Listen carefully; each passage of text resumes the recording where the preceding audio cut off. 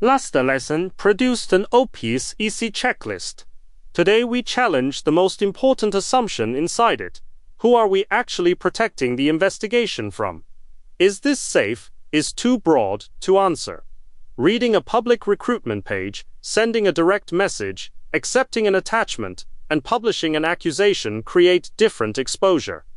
A casual observer, a platform, and an organized scam operation also see different information and possess different capabilities. Threat modeling turns that uncertainty into a set of working questions. Who may notice us? Why would that actor care? What can it realistically do? Where are we visible? Which path deserves control first? Do not begin by listing adversaries. Begin with one complete task sentence. Here is a useful version.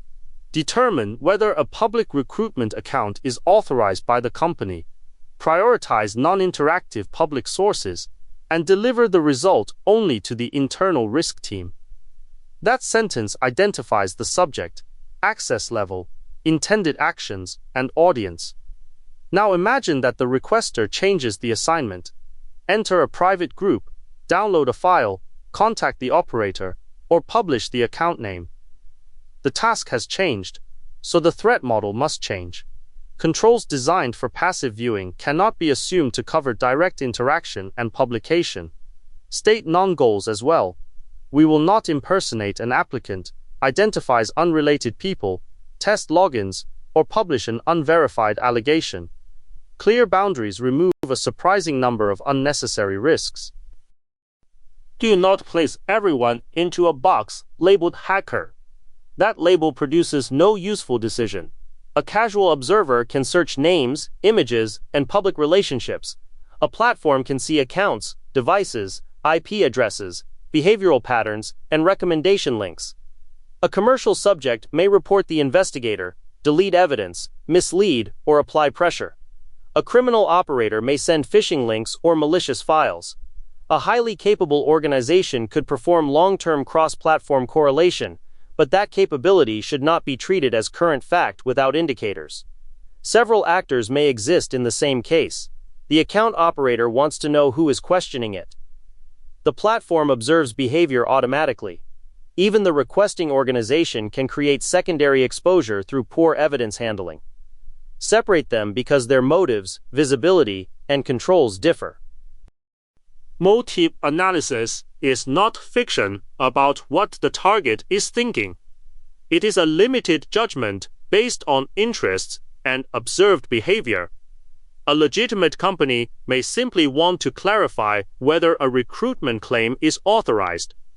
A scam account may benefit from hiding its operating network, keeping access to victims, and removing evidence. Frequent renaming, deleted criticism, and repeated scripted replies can support those judgments. Stay inside the evidence. Suspicion of fraud does not prove an intention to compromise devices. A careful entry might say, deletion and renaming support a strong motive to disrupt evidence. No malicious file behavior has been observed, so device compromise motive remains unknown. That sentence is more useful than confidently inventing an actor story. Write capabilities as actions. The target is sophisticated, cannot be tested. The target can search a reused username and find an old forum account. Can. The target can send a lookalike login page, can be checked against the domains and links. Platform correlation may be opaque, but it can still be named as a platform-side capability rather than magic. Use 3 levels. Observed capability is visible in the case, such as deleting posts. Inferred capability follows reasonably from behavior, such as reviewing profiles that send messages. Contingency capability covers high-impact possibilities with no current indicator. Keeping those levels separate prevents 2 mistakes: underestimating ordinary capabilities and spending most of the budget on an imagined elite attack. An attack surface is any place where the actor can observe or reach us. It is not automatically a vulnerability. Logged-in accounts, browser state, recovery email, reused usernames, document authors, public resumes, mutual contacts, and response timing are all surfaces. Time zone may be visible, but its impact could be negligible when the task already concerns the same region. The surfaces worth prioritizing are those that can bridge the investigation identity to a real person or organization. In the recruitment case, a forgotten forum name, an old avatar, a work email, or one message from a real account is often more realistic than an exotic exploit. Make the inventory concrete. Which browser opens the page? How is the screenshot exported? Who inspects the file? At what times does the account respond? Daily workflow details are where many useful attack paths begin. Now we rank paths. Keep likelihood and impact separate. The subject is highly likely to view the public persona after interaction.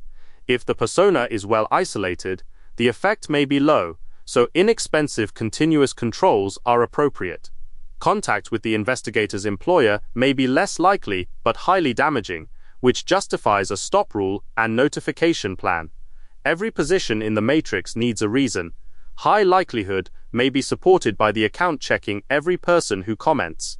High impact may reflect harassment, loss of confidentiality, or harm to the requester. When evidence is thin, write provisional moderate and name the indicator that would move the rating. The matrix is not a decoration. It tells the team what to fix now, what to monitor, and what needs a contingency plan. Take this path. The operator searches the investigation username, finds an old forum profile, and reaches a professional page. A VPN does little for that path. A virtual machine does not change a reused username. New identifiers, removal of visible links, reduced interaction, and an external search test are relevant controls. Now switch to the attachment path.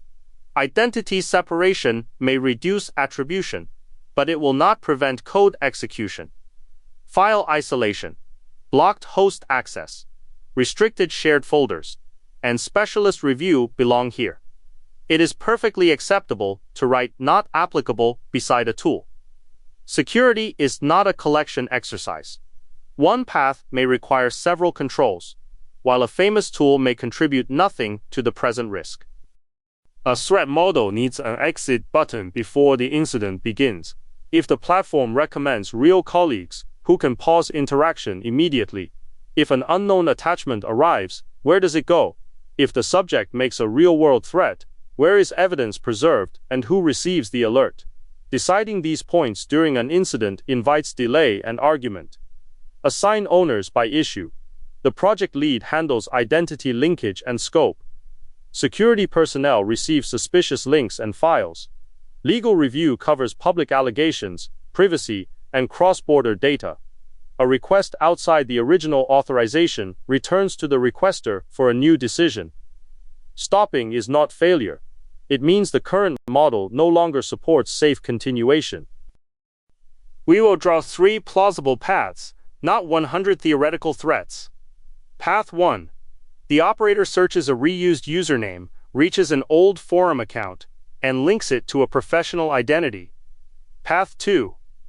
The operator sends a job attachment and encourages the investigator to open it on a real device. Path 3. The platform correlates login state, device data, and contact relationships. For every line, add supporting evidence, likelihood, impact, and current controls. The first path can be tested through public search. The second depends on interaction and file receipt. The third contains opaque platform behavior and should remain visible as residual risk. An unsupported claim that the subject has an advanced intrusion team belongs in a monitoring area, not at the top of the current priority list. Bad threat models usually fail in opposite directions. One says it is only a social account, and ignores real account login or username reuse. The other says, the target is extremely dangerous, marks every item critical, and creates a process nobody can follow. A useful model is allowed to say unknown. If the platform's exact correlation signals cannot be observed, record opaque capability and residual risk. If there is no evidence of malicious files, say so. Separate observation, inference, and contingency assumptions. The purpose is not to display fear. The purpose is to improve the next decision. Another analyst should be able to answer 8 questions from the table. What is the task? Who is the actor? Why would it act? What capability is supported? Which surface is exposed? What is the complete path? What impact follows? Which control changes the path? Add evidence strength, owner, stop condition, residual risk, and update time. One completed row could read, the account operator has moderate motive to identify critics. A reused username can lead through public search to a professional profile. Likelihood is moderate, impact is high, and the immediate control is new identifiers followed by an external retest. Interaction, a new attachment, a device change, new target behavior, or a different delivery audience should trigger reassessment. Without a date and trigger, the model becomes stale background material. Build one path and make it complete. Choose an actor from the case. Add evidence for motive and capability. Select one attack surface, then draw the sequence, action, vulnerability, information obtained, and impact. Finish with likelihood, control, and a stop condition. Ask a classmate to point at any link and ask, what supports this? If you cannot answer, mark an information gap instead of inventing certainty. The goal is not the longest threat list. It is one priority that you can defend and act on. Lesson 23 takes the next step by inventorying the identity, account, device, location, and relationship information that investigators most often forget to protect.